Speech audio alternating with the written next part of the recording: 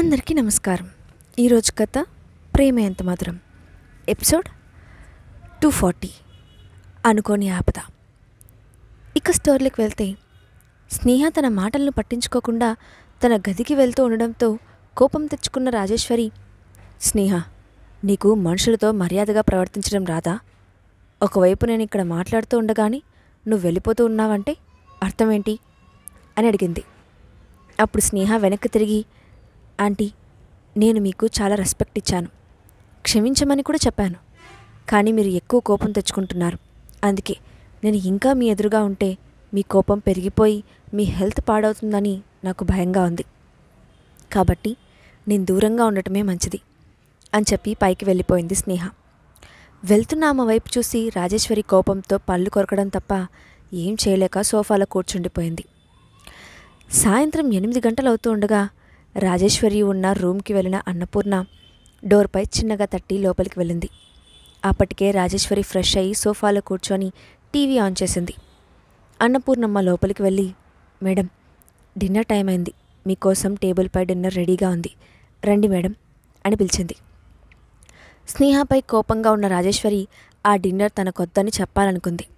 కానీ వెంటనే ఏదో ఆలోచించినట్లుగా ఒక క్షణం ఆగి, సరే నువ్వు వెళ్ళు, నేను వస్తున్నాను అని అంది.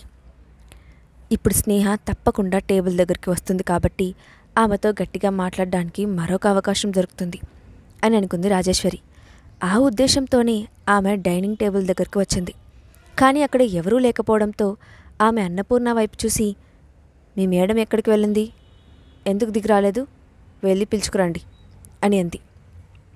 అప్పుడు అన్నపూర్ణమ్మ తల దించుకొని, మేడం, నేను స్నేహ మేడంని పిలిచాను, కానీ ఆ మేడంకు ప్రస్తుతం ఆకలిగా లేదట, అందుకే డిన్నర్ వద్దని చెప్పారు, అలసటగా ఉందని రెస్ట్ తీసుకుంటున్నానని, తనని డిస్టర్బ్ చేయొద్దని అన్నారు అని చెప్పింది. ఆమె కావాలనే డిన్నర్కి రాలేదని ఊహించింది రాజేశ్వరి. స్నేహ ప్రవర్తనకి ఆమెకు ఒక క్షణం కోపం వచ్చింది. కానీ ఇప్పుడు మళ్ళీ ఆమెతో గొడవ పడడం వల్ల ఉపయోగం లేదని, పదే పదే మాట్లాడితే ఆమె కడుపులో ఉన్న బిడ్డకు ఇబ్బంది కలుగుతుందేమోనని ఆలోచించింది. ఎంత కాదనుకున్నా ఆమె కడుపులో తన మనవడు ఉన్నాడన్న నిజాన్ని రాజేశ్వరి విస్మరించలేకపోయింది. దాంతో ఆమె టేబుల్ ముందు కూర్చొని, తినకపోతే పోనివ్వు, నాకేమైంది, ఇక్కడ ఎవరిని బెదిరిస్తుంది, ముందు నాకు వడ్డించు, ఆకలేస్తుంది అని చిరాగ్గా అంది రాజేశ్వరి. ఆ మాట విని ఇప్పుడిక ఏ గొడవ జరగపోవడం లేదని అనుకున్న అన్నపూర్ణ కొంచెం ప్రశాంతంగా నిట్టూర్చి రాజేశ్వరికి భోజనం వడ్డించింది. అన్నపూర్ణ ఆమె పక్కన నిలబడింది. ఆమె ఎప్పుడూ గౌరవించే రాజేశ్వరి ఇలా మారడం చూసి అన్నపూర్ణ ఆశ్చర్యపోయింది. ఆమె గతంలో ఎంతో సౌమ్యంగా ఉదార స్వభావాన్ని కలిగి ఉండేది. కానీ ఇప్పుడు స్నేహ మేడంను ఈ ఇంటి నుంచి వెళ్ళగొట్టాలని కోరికతో ఆమెలో ఉన్న మంచి గుణాలు అన్నిటినీ పక్కకు నెట్టేసి కేవలం ఒక అత్తగా మాత్రమే ఆలోచిస్తూ ఉందని అనుకుంది.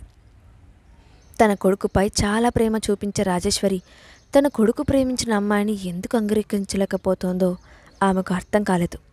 ఏదేమైనా పరిస్థితులన్నీ త్వరలో సక్రమంగా మారాలని ఆమె మనసులోనే ఆ దేవుణ్ణి కోరుకుంది. మరోవైపు పైన గదిలో ఉన్న స్నేహ యువన్తో హోంవర్క్ చేయిస్తోంది. అన్నపూర్ణ ఆమెను భోజనానికి పిలవడానికి వచ్చినప్పుడు కోపంలో ఆకలి లేదని చెప్పింది. కానీ యువన్ గురించి ఆ క్షణం ఆలోచించలేదు. తాను తినడానికి కిందకు వెళ్ళకపోతే యువన్ కూడా వెళ్ళనని మొండిపట్టు పట్టుకొని కూర్చున్నాడు. దాంతో ఆమెకు యువన్ను చూస్తే గిల్టీ ఫీలింగ్ కలిగింది. అప్పుడు ఆమె యువన్ను ఒడిలోకి తీసుకొని, యువన్, నీకు ఆకలిగా ఉందా అని అడిగింది. యువన్ వెంటనే లేదన్నట్లు తల ఊపాడు. కానీ స్కూల్ నుంచి వచ్చిన దగ్గర నుండి యువన్ ఏమీ తినలేదు. అందుకే లోపల అతని కడుపులో పేగులు మెల్లగా శబ్దాలు చేయడం మొదలుపెట్టాయి. అయినా తన తల్లి బాధపడుతుందేమోనన్న ఉద్దేశంతో ఆకలి లేదని అబద్ధం చెప్పాడు. కానీ స్నేహ యువన్ ముఖం చూసి వెంటనే యువన్కి ఆకలిస్తూ ఉందని అర్థం చేసుకుంది. దాంతో యువన్ కోసం కిందికి వెళ్ళాలని అనుకుంది. కానీ రూమ్ బయటకు వచ్చి కిందకి చూడగానే అక్కడ హాల్లోనే కూర్చొని టీవీ చూస్తున్న రాజేశ్వరి కనిపించింది. ఇప్పుడు కిందికి వెళ్తే ఆమె ఏదో ఒక ఎత్తి పొడుపు మాటలు మాట్లాడుతుంది, మళ్ళీ గొడవ స్టార్ట్ అవుతుందని అనుకున్న స్నేహ ఒక క్షణం ఆలోచించింది. వెంటనే లోపలికి వెళ్ళి తన హ్యాండ్ బ్యాగ్ తీసుకొని తగిలించుకుంటూ అక్కడే ఉన్న యువన్తో, యువన్, నేను వెనుక నుండి బయటకు వెళ్ళి నీకోసం తినడానికి ఏదైనా తీసుకొస్తాను, అప్పటిదాకా నువ్వు గదిలోనే ఉండు అని చెప్పింది. అది విని యువన్ కంగారుగా, మమ్మీ, ఇప్పటికే నైట్ అయింది, నువ్వు బయటకు వెళ్ళకు, నాకు ఆకలిగా లేదు అని అన్నాడు.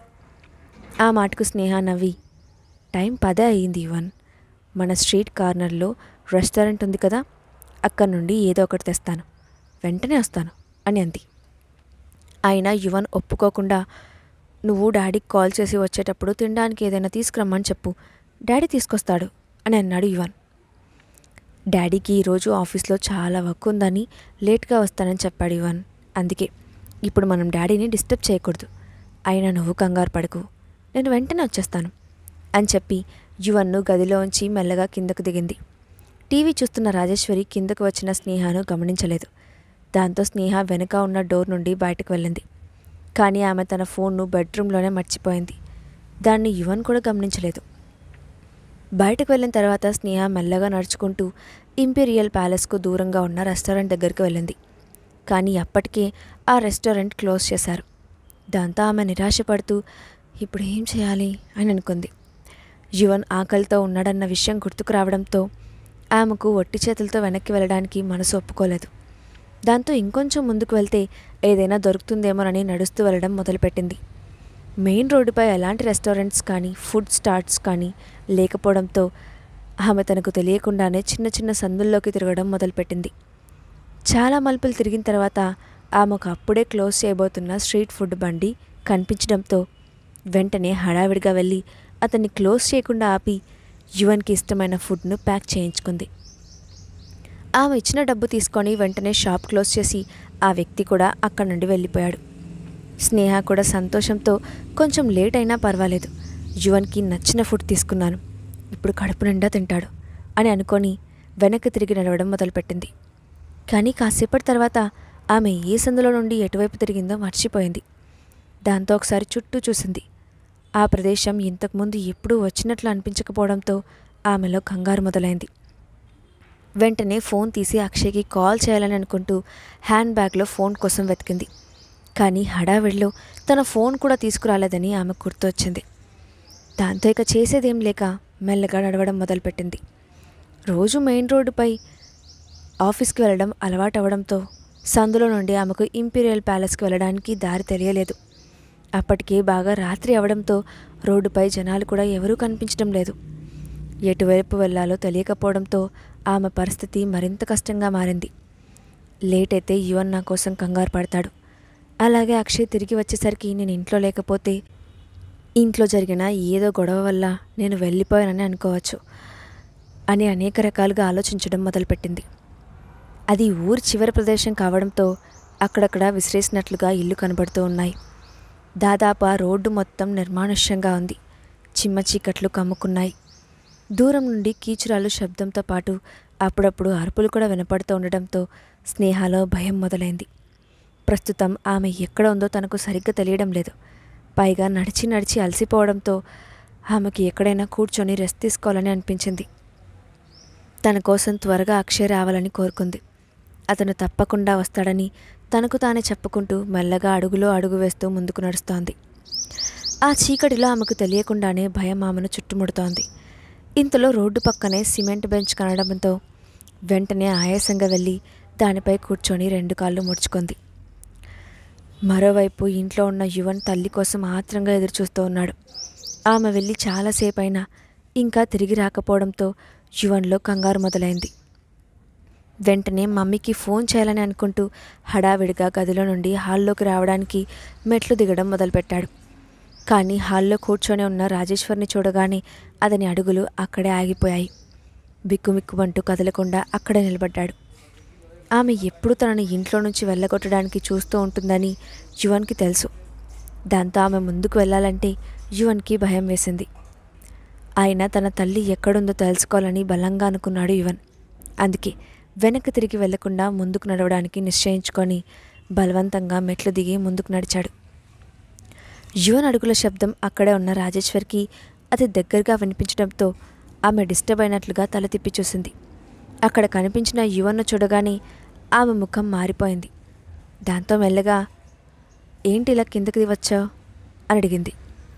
అప్పుడు యువన్ ప్రశాంతంగా ఉన్నట్లు నటిస్తూ హలో గ్రానీ అంటూ విష్ చేశాడు. కానీ రాజేశ్వరి మూతి ముడుచుకున్నట్లుగా ముఖం పెట్టి ఈ టైంలో ఈ కిందకెందుకు వచ్చావు? పైకి వెళ్ళి నిద్రపో అని అంది. యువన్ ఏం మాట్లాడకుండా కొంచెం ముందుకు వెళ్ళి ఆమె కూర్చున్న సోఫా పక్కనే ఉన్న కార్డ్లెస్ ఫోన్ని చేతిలోకి తీసుకున్నాడు.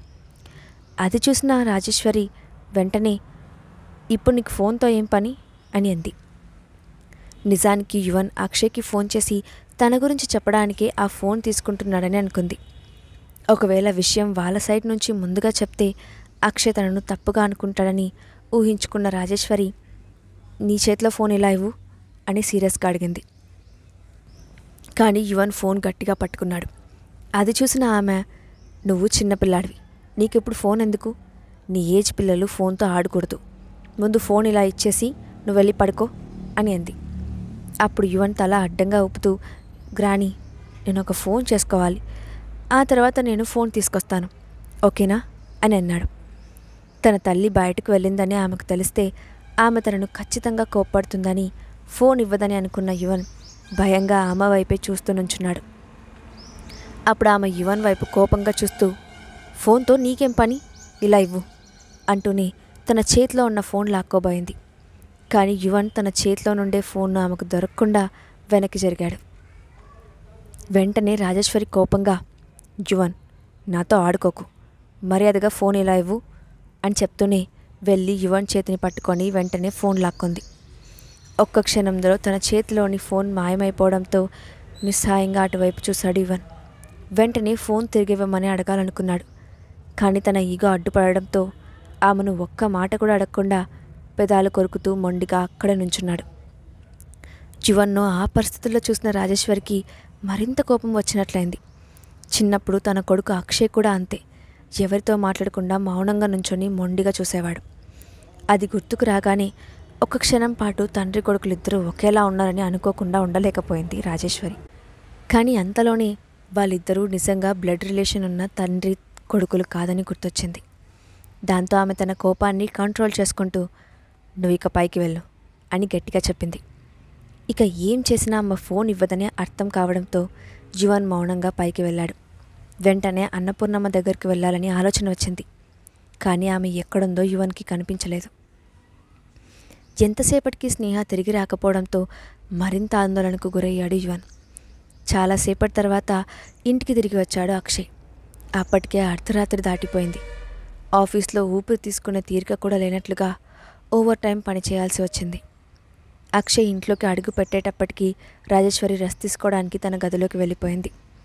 సర్వెంట్స్ కూడా ఎవరూ లేరు. కానీ ఇంతలోనే పైనుంచి తన కోసం పరిగెత్తుకుంటూ వస్తున్న యువన్ కనిపించాడు. ఇంకా నిద్రపోకుండా తన కోసం ఎదురుచూస్తున్న యువన్ను చూసి అక్షయ్ ఆశ్చర్యపోతూ ఎదురెళ్ళి యువన్ను ఎత్తుకొని, నువ్వు ఇంకా ఎందుకు నిద్రపోలేదు, మీ మమ్మీ ఎక్కడా అని అడుగుతూ స్నేహ కోసం మెట్ల వైపు చూశాడు. అప్పుడు వెంటనే యువన్ ఏడుపు గొంతుతో, డాడీ, మమ్మీ నా కోసం తినడానికి ఏమైనా తీసుకురావాలని బయటకు వెళ్ళింది. కానీ ఇంతసేపు అయినా ఇంటికి తిరిగి రాలేదు. నేను మీకు ఫోన్ చేద్దామని వచ్చాను, కానీ గ్రాని నాకు ఫోన్ ఇవ్వలేదు. వెంటనే వెళ్ళి నువ్వు మమ్మీని వెతికి తీసుకురా డాడీ అని ఏడుస్తూ చెప్పాడు.